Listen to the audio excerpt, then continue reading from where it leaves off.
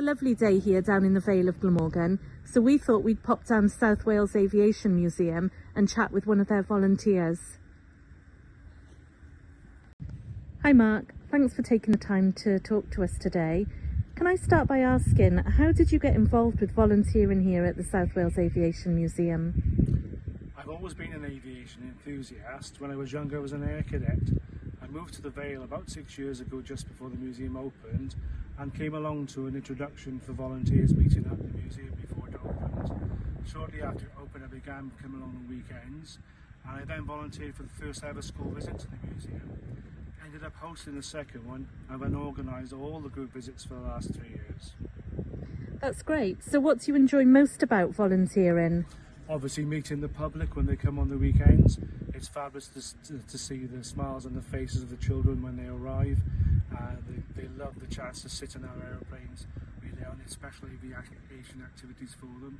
But I've also involved working with my SWAM volunteers who used to be RAF servicemen. For example, I've spent a lot of time putting together the Shackleton, which is on display outside the museum. Very much enjoyed doing that, something I'd never done before, I never thought I would do. Certainly is a lot of work that's gone into that plane. What skills do you think you've developed through volunteering here? So meeting the public, I enjoy passing on my enthusiasm and knowledge to the visitors. It's lovely to see them really interested in our museum, and I love reading the reviews they leave for us afterwards. They're very positive, often mentioning the volunteers as much as the aircraft themselves. That's great. So finally, would you recommend volunteering to others? Wholeheartedly. Being part of the SWAM volunteer team, or the SWAMily as we call them, it's fabulous. I've made some great friends, and it's very rewarding meeting the public when they come to our museum. Are there any upcoming events here at SWAM that you'd like to tell us about? We've got lots of group visits and events planned for the weekends and midweek over the summer. If anyone's interested, I advise you to watch our Facebook group and our website to see what's on. Thank you ever so much, Mark. Thank you. Hi Gerard, could you tell us a little more about your volunteering experience here at South Wales Aviation Museum? Well, I'm actually one of the fortunate ones. I saw an advert in an online magazine saying that two men were trying to set up an aviation museum here, and because I've got a passion for aviation, I thought that's for me. And I came down to the meeting in February 2019, where a lot of people had turned up to find out what volunteering was going to be like. And then we cleared the hangar of aircraft, we timed everything up ready to open in April 2019. So I've been here right from the start, and I've been volunteering ever since. Have you got any interesting stories that you can tell us about your time here? Well, we've got some fantastic aircraft on display and some very interesting aircraft on display. And I get a lot of information about the aircraft sometimes from the stories that visitors tell when they come and they say, I've worked on this particular aircraft, or I've done something with this aircraft, or I know something about the history. So one example would be, we have the world's most famous Phantom here, Black Mike, and I thought I knew things about Black Mike, and then one day someone turned around and said to their son, that's the aircraft you fly on your computer game. And I discovered that, unknown to me, the aircraft was actually used in a computer game.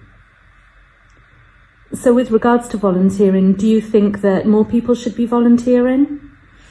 Yeah, volunteering is enjoyable. So you don't got to do it out of a sense of civic duty. It's great to get people here. If you like talking to people, you haven't got to like aircraft. If you like talking to people and watching the smiles on their faces and the excitement of climbing into a real fighter aircraft, then that's the benefit of being a volunteer here. If you're of a mind, I couldn't do that because I don't know anything about planes, everything you need to know about them is written down, because we have a researcher, Stuart, who prepares detailed notes with each aircraft that are on a little display stand next to them. It's all about the fun of interacting with people and interacting with planes. So if I was interested in volunteering here at SWAM, what sort of roles might be available to me? Well, there's actually two broad roles for volunteers. If you like the idea of not talking to the public but getting hands-on with the aircraft, We have a restoration group, and their role is to fix the aircraft, reassemble them when they come in packaged in small parcels, repair the aircraft, restore the aircraft currently on display, and generally look after that side of it. You don't want to talk to the public at all. If you like chatting to the public, if you like working with a team that are excited and interested in working with the public, then that's the other major role, is actually getting hands-on with members of the public when they come in, when the museum's open. There's also a very minor separate role. We're looking to accredit the museum, and that is going to involve a lot of paperwork, a lot of marking and recording all the exhibits, and that requires volunteers as well, and that's a process that we're just starting at the moment. That's great. Are there any upcoming events at SWAM that you'd like to tell us about? Well, we usually do 3 significant events throughout the year. We usually have a summer fair, so keep an eye on our Facebook page just to find out about this. We have a summer fair when the museum is open as a summer fair rather than a museum. We close the cockpits off and close the access to the display rooms off, because there's lots of tables out in the hangar where people are selling things for the summer fair. We do the same thing at Christmas. We have a Christmas fair, in which case we have a Santa's Grotto. One of the aircraft will be turned into a Santa's Grotto, and there will be other things for sale on stalls and so forth from local vendors. And the other thing that we do that is quite exciting for children is we put a bit of a Halloween affair on, where we have scary people wandering around, and also the opportunity of being told scary stories by the Pumpkin Man, who has a lair again in one of the aircraft. You told me earlier that at the Aviation Museum people can actually get into the planes? That's right, and usually, and we're very proud of this, all our aircraft are available for people to get up close and personal with, and a number you can actually sit in. So our most famous Phantom, for example, Black Mike, you can sit in that aircraft. You can play being Tom Cruise, even though it's the wrong sort of aircraft. You can say, I feel the need for speed, while sitting in a supersonic fighter jet. That's great. So one last question. What's your favourite plane at the museum? Well, it used to be Black Mike, and Black Mike was the very first aircraft I sat in when I started volunteering here. But we've now taken delivery of a Jaguar, Seatcat Jaguar, another Cold War frontline tactical fighter aircraft that went to war actually in the first Gulf War as well. And it's stolen my heart. There's something about the look of it as it sits on the ground that it's become my new favourite. That's great. Thank you ever so much for your time today, Gerard. My pleasure.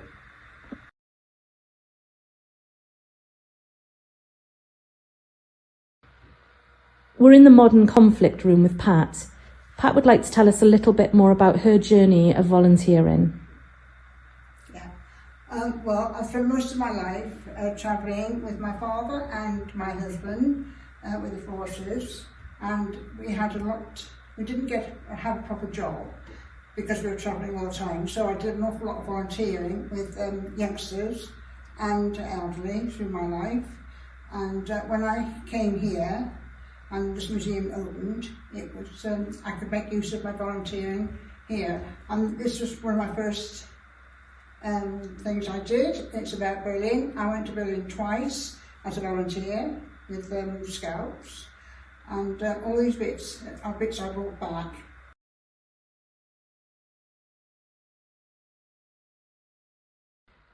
Pat, as we've walked round the museum, you've shown me some wonderful pictures that you've actually painted for the museum. Could you tell me a little bit more about the one on the wall? Yeah, well, this one was painted. It's the Lancasters returning from a bombing run, and you can see Lincoln Cathedral in the background.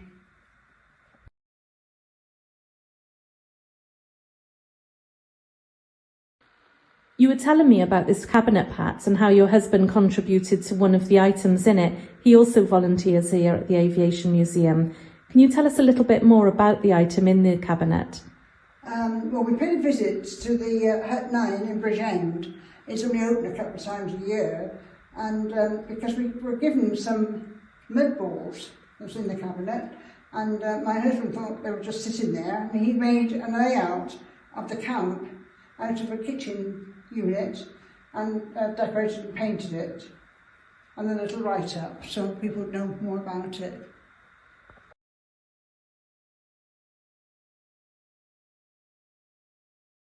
Pat, thank you so much for telling us about the museum today and the role you play as a volunteer. We've talked about some of the exhibits, in particular some of your favourite, but there's one left to talk about. Can you tell us a little bit about the man in the picture? Yeah, well, he was my father. He was about 20 years old, and he was in the Air Force, and he was picked to train on liberators in America.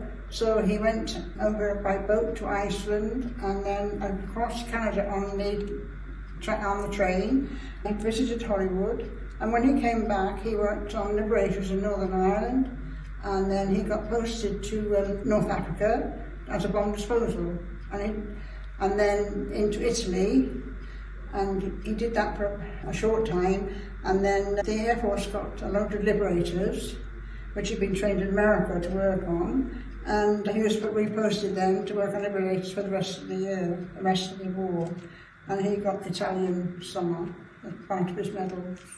That's a fantastic story. Thank you so much for sharing it with us. I'd like to ask you one more question though. Would you recommend volunteering to other people? Oh, definitely. I found that volunteering, it's a giving and a taking. I find that taking, I get the thrill of the place. I've learned an awful lot from being, especially at this museum, that I didn't know about, even with travelling with the Air Force, because otherwise you don't hear much. So I've learned a lot here, and I'm mixing with a lot of other people, and the lads are really great. And the giving is the fact that I'm hopefully inspiring a younger generation that come here on the school visits and the Cubs and Scouts things, and they learn a bit of history that they probably don't know about, and I connect up the plane with the events we've had over the years. So talking about the planes, do you have a favourite plane in the museum? Oh yes, my favourite plane is the Shackleton, and it's mine. I call her the old lady, and I'm still waiting for her tail to go on. Thank you ever so much for your time today, Pat.